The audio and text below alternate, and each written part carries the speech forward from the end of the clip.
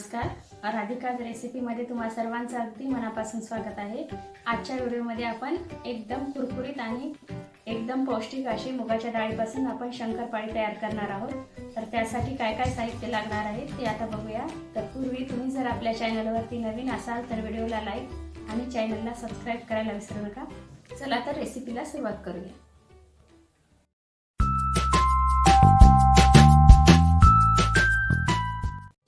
इथे मी 7 ते 8 तास भिजवलेली मुगाची डाळ घेतलेली आहे. ही डाळ आपल्याला मिक्सरच्या भांड्यात टाकून ग्राइंड करून घ्यायची आहे. अशा प्रकारे आपण डाळीची पेस्ट काढून घेतलेली आहे.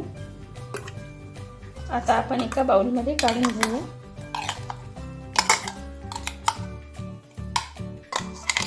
आता यामध्ये आपल्याला बाकीचे साहित्य ॲड करायचं आहे.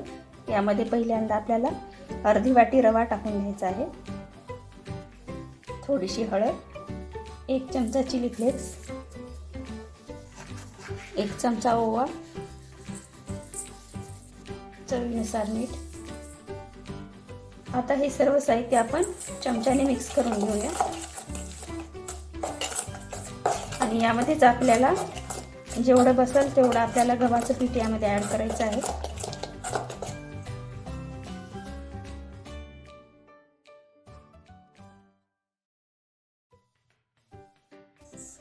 मला या ठिकाणी 1.5 वाटी गव्हाचं पीठ लागलेलं आहे.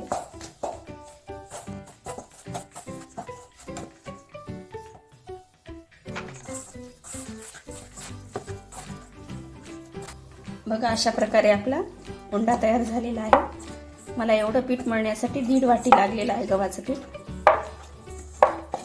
आता आपण थोडंसं तेल टाकून 5 मिनिटं साईडला ठेवू.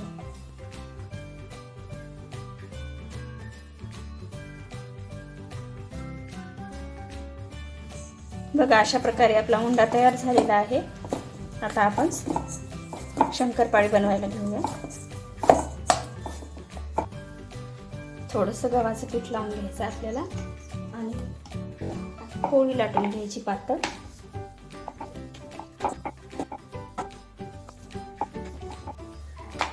बघा, अशा प्रकारे आपण पातळ पोळी लाटून घेतलेली आहे. आता यावरती आपल्याला तूप लावून घ्यायचं आहे. हाताने किंवा ब्रशच्या साहाय्याने तूप लावून घ्यायचं आहे.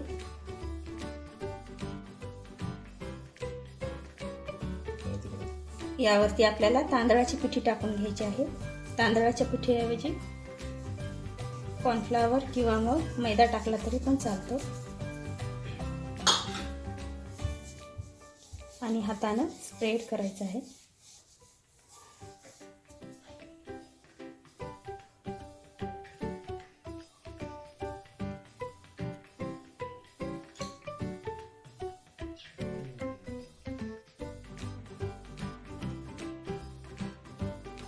अशा प्रकारे आपल्याला गुंतून घ्यायचं आहे आणि चौकोनी आकारातच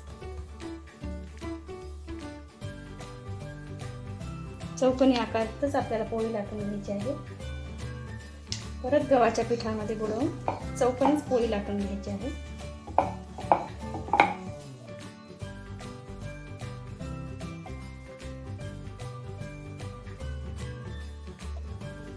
पातळ लाटून घ्यायची आहे आपल्याला पोळी.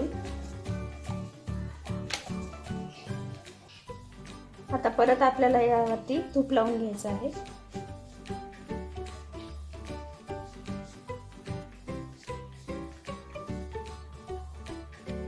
यावरती परत तांदळाची पिठी,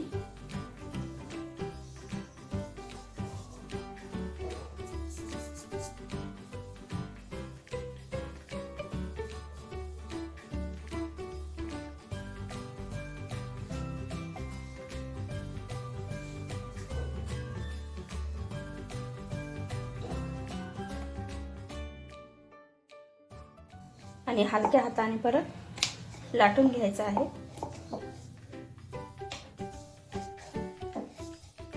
एकदम हलक्या हाताने आपल्याला लाटायचं आहे.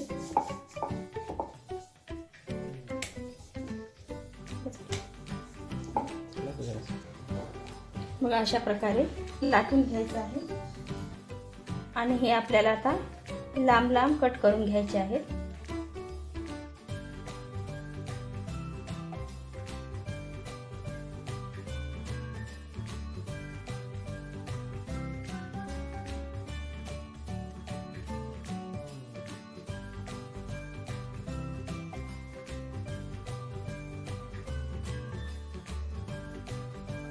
बघा अशा प्रकारे आपल्याला कट करून घ्यायचे आहे.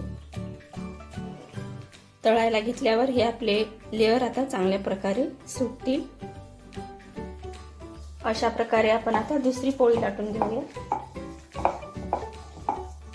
सेम प्रोसेस करायची आहे आणि उभ्या आकाराचे शंकरपाळे तयार करून घ्यायचे आहे.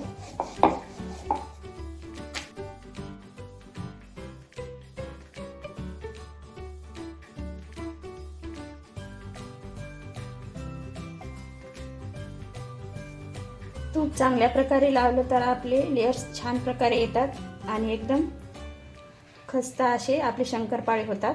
त्यामुळे तूप जास्त प्रमाणात लावायचं.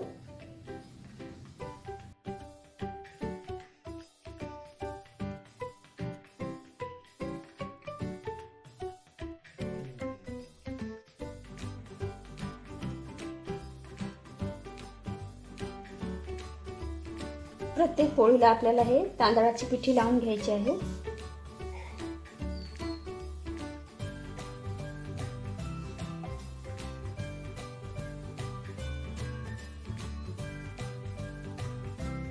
आणि ही पोळी अशीच उभ्या आकारात लाटून घ्यायची. जास्त दाबून नाही करायचं, हलक्या हातानेच लाटून घ्यायचे आहे. आणि एकदम पातळ पातळ काप करून घ्यायचे आहे.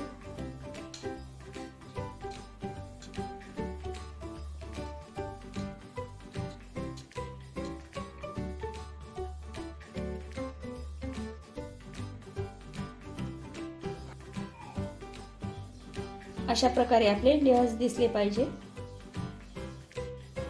बघा अशा प्रकारे आपण शंकरपाळी कट करून घेतलेली आहे. आता आपण तळून घेऊया.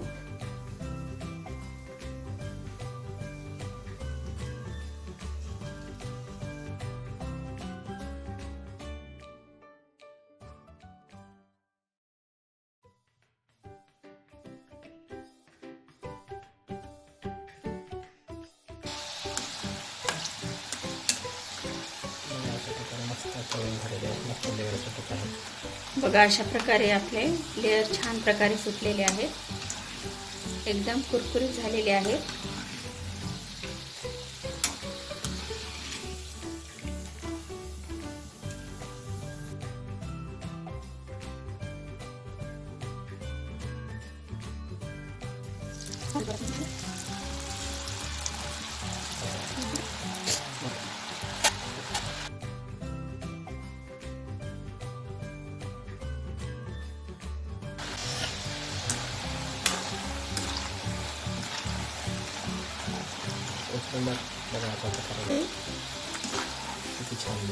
बघा अशा प्रकारे किती मस्त लेयर आलेले आहेत. आपल्या शंकरपाळ्यांना एकदम छान प्रकारे लेयर्स आलेले आहेत. बघू शकता. लेयर जरी नाही आले तरी एकदम खुसखुशीत आणि कुरकुरीत असे शंकरपाळे होतात. तुम्ही एक वेळेस नक्की करून बघा. लहान मुलांना तर खूप आवडतात हे शंकरपाळे. दुपारच्या चहामध्ये देखील आपण खाऊ शकतो, स्नॅक्समध्ये.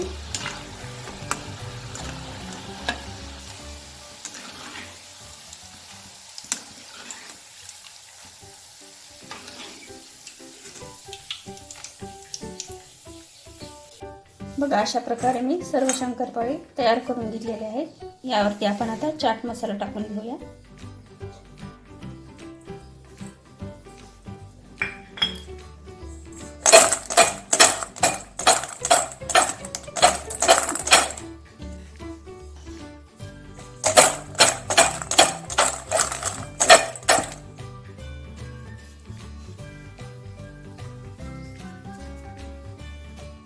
बघा एकदम छान कुरकुरीत आणि एकदम आवाजावून तुम्ही ओळखत असाल कसे झालेले आहे शंकरपाळे. बघू शकता किती छान आणि एकदम लेअर सुटलेले आहेत आपल्या शंकरपाळ्यांना. एकदम कुरकुरीत आणि एकदम खस्ता असे आपले शंकरपाळे तयार झालेले आहेत. आता आपण सर्व करायला घेऊया.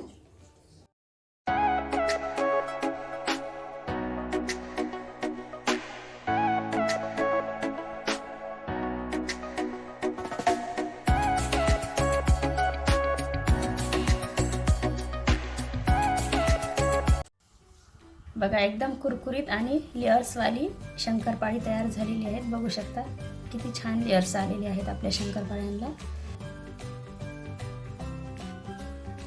बघा एकदम छान अशी शंकरपाळी आपली तयार झालेली आहेत. दुपारच्या चहासोबतच्या स्नॅक्ससाठी एकदम उत्तम प्रकारचा नाश्ता आहे. एक वेळेस तुम्ही नक्की करून बघा. आपली मुगाच्या डाळीच्या शंकरपाळ्याची रेसिपी जर आवडली असेल तर व्हिडिओला लाईक आणि चॅनलला सबस्क्राईब करायला विसरू नका. धन्यवाद.